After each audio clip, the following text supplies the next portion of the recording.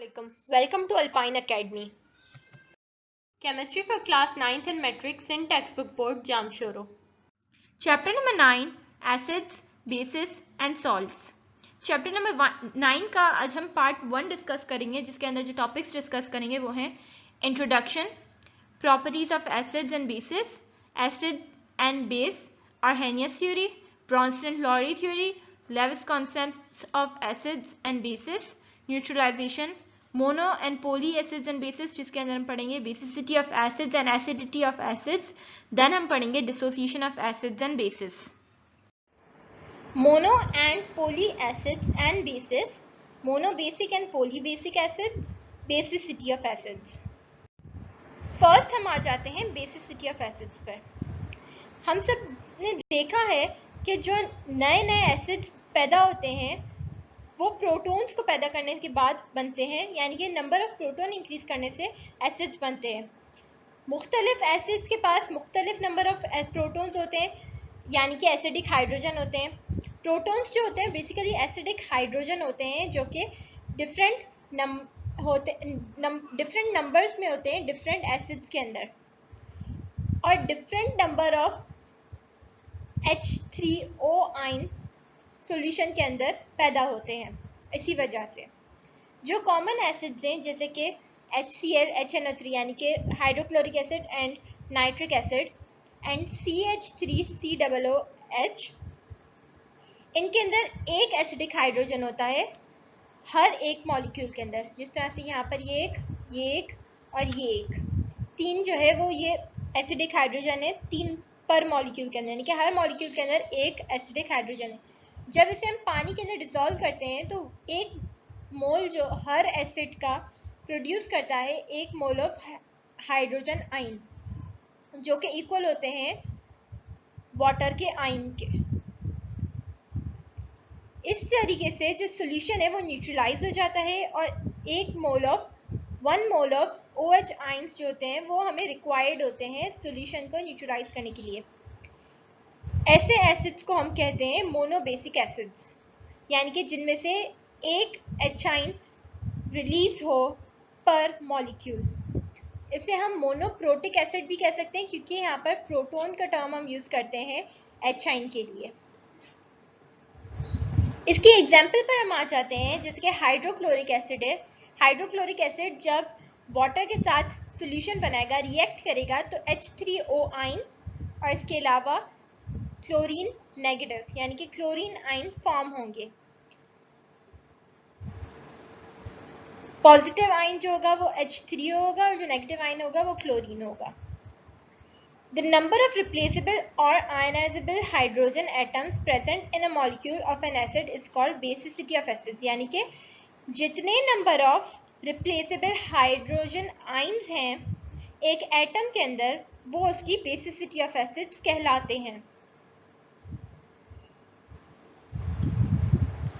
जो sulphuric acid है इसके अंदर दो एसिटिक हाइड्रोजन होते हैं, यानी कि दो ऐसे हाइड्रोजन होते हैं जो कि पर मॉलिक्यूल पाए जाते हैं. वो न्यूट्रलाइज कर सकते हैं दो मॉलिक्यूल्स को हाइड्रोजन ऑक्साइड आयंस के, और इन्हें हम H2. जो सल्फ्यूरिक एसिड के अंदर दो एसिडिक हाइड्रोजन होते हैं वो हाइड्रो ऑक्साइड आयन के दो आयंस को न्यूट्रलाइज कर सकते हैं. सल्फ्यूरिक एसिड को हम कहते हैं, यानी कि इस किस्म के जो एसिड्स होते हैं हम कहते हैं डाइबेसिक एसिड्स या डाइप्रोटिक एसिड्स. सल्फ्यूरिक एसिड जो डिसोसिएट होता है वो दो स्टेप्स के अंदर डिसोसिएट होता है. जो पहला स्टेप है वो है H2SO4, यानी कि लिक्विड सल्फ्यूरिक एसिड को हम वाटर के अंदर डिसॉल्व करेंगे तो वो H3O आयन यानी कि पॉजिटिव आयन और HSO4 नेगेटिव आयन रिलीज करेंगे. सेकेंड स्टेप में जो HSO4 आयन है वो वाटर के साथ न्यूट्रलाइज होगा या डिसॉल्व होगा और वो H3O आयन और इसके अलावा सल्फेट आयन रिलीज करेंगे. जो एसिडिक फॉस्फोरिक एसिड है, जो एसिड लाइक फॉस्फोरिक एसिड है, उसके अंदर तीन एसिडिक हाइड्रोजन एटम्स होते हैं हर मॉलिक्यूल के अंदर, और ये न्यूट्रलाइज करते हैं तीन molecules of OH ion. OH ion के तीन मॉलिक्यूल्स को फॉस्फोरिक एसिड का एक मॉलिक्यूल न्यूट्रलाइज कर सकता है। ऐसे एसिड्स को हम कहते हैं ट्राई बेसिक एसिड्स या ट्राई प्रोटिक एसिड। ये किस तरह से न्यूट्रलाइज करता है? जो हमारे पास फॉस्फोरिक एसिड है वो वाटर के साथ डिसॉल्व होता है, H3O आयन और फॉस्फोरस आयन रिलीज करते हैं।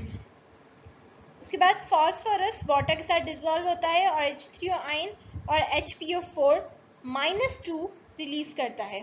-2 यानी कि इसने 2 इलेक्ट्रॉन्स गेन कर लिए।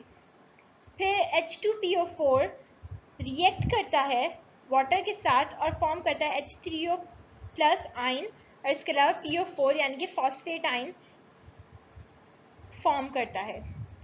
जो एसिड्स हैं इनके अंदर 2, 3 या उससे ज़्यादा अगर एसिडिक हाइड्रोजन मौजूद हो एक मॉलिक्यूल के अंदर तो ऐसे एसिड्स को हम कहते हैं पॉलीबेसिक एसिड्स। पॉलीबेसिक एसिड्स का बेसिकली मतलब होता है कि जिसके अंदर 3 या 3 से ज़्यादा एसिडिक हाइड्रोजन मौजूद हो एक मॉलिक्यूल के अंदर। एसिडिटी ऑफ बेसिस या हम इसे मोनोबेसिक एंड पॉलीबेसिक भी कहते हैं। एसिडिटी ऑफ बेसिस के अंदर हम जो बेसिस होते हैं हम सब जानते हैं वो प्रोड्यूस करते हैं 1 mole of OH ions her molecule के अंदर। जैसे कि हमने पीछे बेसिसिटी ऑफ एसिड्स के बारे में पढ़ा कि एक मॉलिक्यूल के अंदर एक मॉलिक्यूल के अंदर एक H आयन होता है, तो इसी तरह से एसिडिटी ऑफ बेसिस के अंदर जो एक मॉलिक्यूल के अंदर एक OH आयन प्रोड्यूस होता है। जैसे कि सोडियम हाइड्रोक्साइड है, KOH है यानी कि पोटेशियम हाइड्रोक्साइड, इन्हें हम मोनो एसिड बेसिस कहते हैं। इसके अलावा ऐसे बेसिस जिनके अंदर 2 मॉलिक्यूल्स रिलीज हों OH आयन के एक मॉलिक्यूल में से, ऐसे एसिड्स को हम कहते हैं डाई एसिड बेसिस। इनकी एग्जांपल्स हैं कैल्शियम हाइड्रोक्साइड, बेरिलियम हाइड्रोक्साइड वगैरह वगैरह। 2 ऐसे बेसिस जिनके अंदर 3 mole of OH ion release हों एक मोल के अंदर, यानी कि एक मॉलिक्यूल 3 OH आयन रिलीज करे, तो ऐसे बेसिस को हम कहते हैं ट्राई एसिड बेसिस। इनकी एग्जांपल में आ जाते हैं एल्यूमिनियम हाइड्रोक्साइड, क्रोमियम हाइड्रोक्साइड वगैरह। द नंबर ऑफ आयनाइजेबल और रिप्लेसेबल OH आयन यानी कि कितने number of OH ions release हो रहे हैं present in molecule of a base is called acidity of base. एक मॉलिक्यूल के अंदर कितने OH आयन रिप्लेस हो रहे हैं या रिलीज हो रहे हैं, रिप्लेस हो रहे हैं, आयनाइज हो रहे हैं, उन्हें हम कहते हैं acidity of basis. Basis that contain 2, 3 और मोर हाइड्रोक्साइड आयंस, ऐसे बेसिस जिनके अंदर 2, 3 या से ज़्यादा हाइड्रोक्साइड आयंस हों पर मॉलिक्यूल, यानी कि एक मॉलिक्यूल के अंदर, ऐसे बेसिस को हम कहते हैं पॉली एसिड बेसिस। यानी कि 3 से ज़्यादा जिनके अंदर बेसिस पाए जाए उन्हें हम पॉली, उनके लिए टर्म यूज़ करते हैं पॉली एसिड बेसिस। अब हम आ जाते हैं dissociation of acids and basis, किस तरह से बेसिस और एसिड्स डिसोसिएट होते हैं। डिफरेंट एसिड्स के अंदर डिफरेंट एबिलिटी होती है प्रोटॉन्स डोनेट करने की, यानी कि जो स्ट्रॉन्ग एसिड्स होंगे वो डिफरेंट मैनर में अपने प्रोटॉन्स डोनेट करेंगे और जो वीक होंगे वो डिफरेंट मैनर में करेंगे। जो स्ट्रॉन्ग एसिड्स होते हैं उनके अंदर तकरीबन तमाम जो इनके आयंस होते हैं वो डिसोसिएट हो जाते हैं, इसी वजह से हम इन्हें स्ट्रॉन्ग इलेक्ट्रोलाइट्स भी कहते हैं।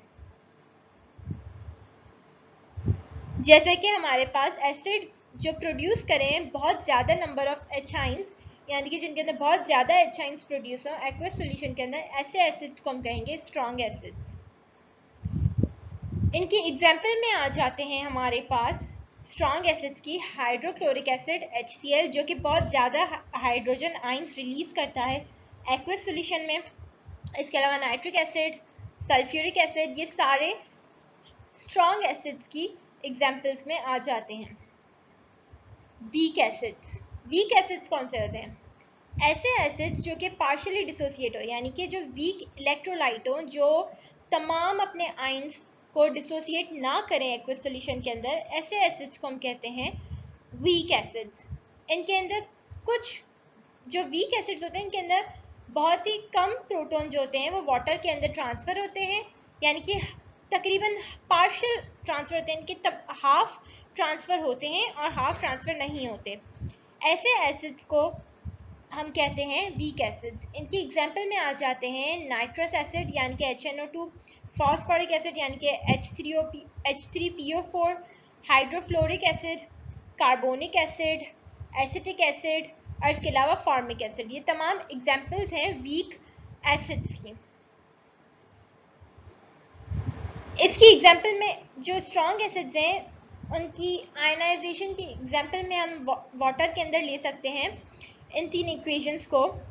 HCl जब वाटर के साथ डिसॉल्व होता है तो वो H3O आयन और क्लोरीन आयन रिलीज करता है और कंप्लीटली आयनाइज हो जाता है और एक डाइल्यूट सॉल्यूशन बना लेता है।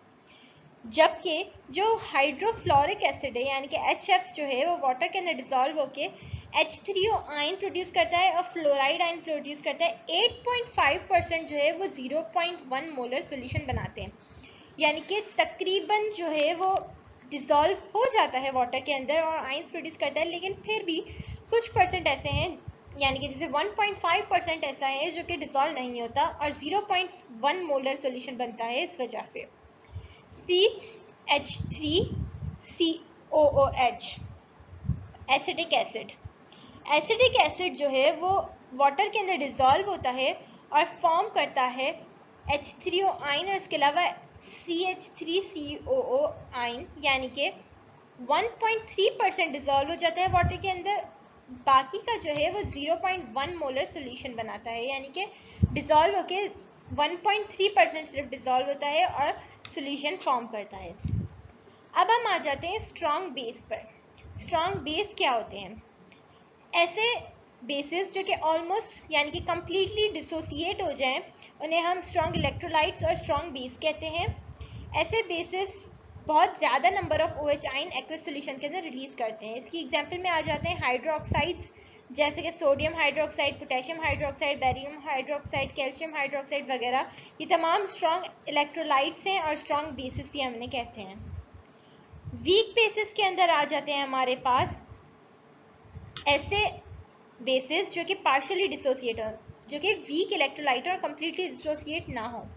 वीक बेसिस डिसोसिएट होते हैं एक बहुत ही कम एक्सटेंट पर पानी के अंदर और OH आयंस को निकालते हैं या रिलीज करते हैं। इनकी एग्जांपल में आ जाते हैं हमारे पास वीक बेसिस की ammonium hydroxide, magnesium hydroxide, beryllium hydroxide वगैरह। इनकी जो स्ट्रेंथ है वीक बेसिस की वो हम मेजर कर सकते हैं डिसोसिएशन ऑफ वाटर से कि हाइड्रोक्साइड आयंस कितने रिलीज होते हैं। तो ये तमाम एग्जांपल्स हैं वीक बेसिस की। Thank you for watching our video. If you have any queries or questions, you can ask us on our email or on our contact number below. You can also contact us on our Facebook. Please do like, share and comment our video. Your opinions are very valuable in the comment section below. Don't forget to subscribe our channel.